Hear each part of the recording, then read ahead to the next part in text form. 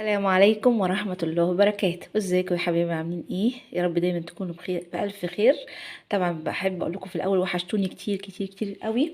طبعا بقالي فترة ما صورتش فيديوهات لاني كنت بعمل عمرة. عقبالكم يا رب، يا رب يرزقها، يرزق العمرة كل مشتاق ان شاء الله. النهارده هنصور مع بعض فيديو بسيط كده وسهل وجميل جدا، وولادك لو ما بيحبوش الكبده النهارده يحبوها، كبده الفراخ طبعا. هيحبوا الكبده بالطريقه دي. هنعملها بطريقه جميله جدا وطريقه جديده غير اللي عملتها قبل كده معاكم. طبعا معانا ايه؟ معانا كبد الفراخ اللي احنا ايه بنشيلها ايه، يعني بجيب الفراخ بعملها ستريبس، بعملها بانيه، واعمل مثلا الدبابيس لوحدها، يعني بعمل وجبات من الفرخه الواحده، بعمل كذا وجبه. وطبعا الكبد والقوانص طبعا ايه بشيلها في كيس وبحوشها وبعملها في يوم زي ده كده، اكون مزنوقه ولا حاجه ما عنديش حاجه بروح مطلعه. طبعا معانا كبد ومعانا ايه قوانص، ومعانا القلوب دي هنعملها بطريقه جميله جدا جدا جدا وسهله طبعا. وطبعا حاجه على قد الايد موجوده طبعا في كل بيت، يعني انا بحوشهم زي ما قلت لكم، بحطهم في الفريزر. اول حاجه هنعملها طبعا هنسلق القوانص، لان القوانص بتاخد سوا عن الكبد. طبعا الكبده مش هنسلقها خالص ولا نيجي يمتها ولا نقطعها ولا اي حاجه. هنسلق الايه القوانص الاول، وبعد كده بعد ما نسلقها هنشوف هنعمل ايه. بقى جبنا ايه؟ طاسه او جريل او اي حاجه عندك او حله، اي حاجه موجوده عندك اشتغلي بيها. هنجيبها ونحط بقى ايه فيها حبه زيت. طبعا غسلناها غسله كويسه جدا، نحط حبه زيت بالشكل ده كده اهو. مكترش طبعا زي ما انتم عارفين، زيت غالي. وبعدين ايه نبتصر شويه. ومعانا الكبده بتاعتنا طبعا القناصه استوت خالص زي ما تكون بنسوي فرخه بالظبط. هننزل بايه اول ما تسخن يسخن الزيت، هننزل بالقناصه بتاعتنا. نحط ايدينا كده ونشوف ايه الزيت بتاعنا سخن ولا لا. خلاص الزيت بتاعنا سخن زي ما انتم شايفين. هننزل بالكبده بتاعتنا بحالتها زي ما قلت لكم، مش هنقطعها خالص. ايوه انا عايزه اسمع الصوت ده. اهم حاجه يكون الزيت سخن، مش عايزين ايه القناصه بتاعتنا تنزل ايه الميه بتاعتها. هننزل بالشكل ده كده زي ما انتم شايفين. ننزل بالقلوب زي ما قلت لكم. طبعا القناص طبعا ايه استوت سوا كامل، فهحطها في الاخر. طبعا مش هنحرك الكبده خالص من مطرحها لغايه ما تاخد لون من تحت، وبعد كده نقلبها ايه على وش التاني. خلاص كده ايه اللحم الكبده بتاعتنا خدت ايه لون من تحت، هنقلبها بقى على الوش التاني كده اهو بالشكل ده كده اهو. زي ما قلت لكم مش هنقلبها الا لما تاخد ايه لون من تحت بالشكل ده كده اهو. ريحتها بجد جميله جدا، يعني لسه ما حطيناش حاجه خالص من المنكهات بقى، الفلفل الاسمر والحاجات اللي احنا بنحطها دي، وريحتها روعه روعه روعه.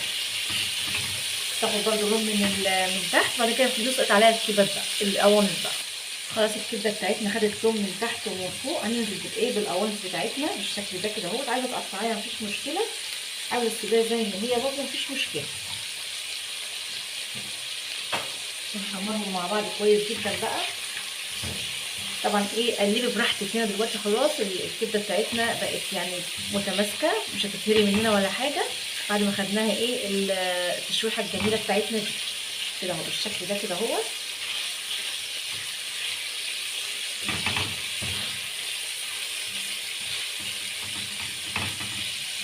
عندك بقى فلفل الوان، انا عندي فلفل اخضر فانا هستكفي بيه، لان طبعا الفلفل الالوان زي ما انتم عارفين غالي جدا.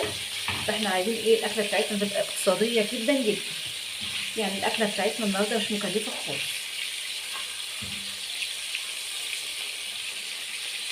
نقلبها برده كده واحنا مطمئنين خالص انها تتهري من هنا ولا حاجه.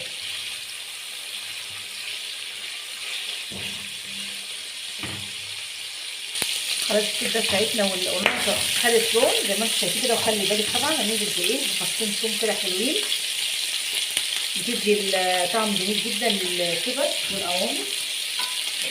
دلوقتي الريحه بقى مش قادره اوصف لكم، بجد والله ريحه جامده جدا جدا. نقلب كل ده مع بعض كده. نجيب بقى البهارات بتاعتنا.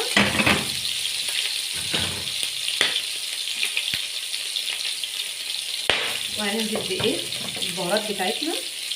نحط ايه شويه كمون وحبه كزبره، نص معلقه كزبره. وهنحط ايه نص معلقه فلفل اسمر. وقلبي بقى الجمال ده كله مع بعض كده. شمي بقى الريحه بقى، بجد الريحه روعه روعه روعه. بالشكل ده كده.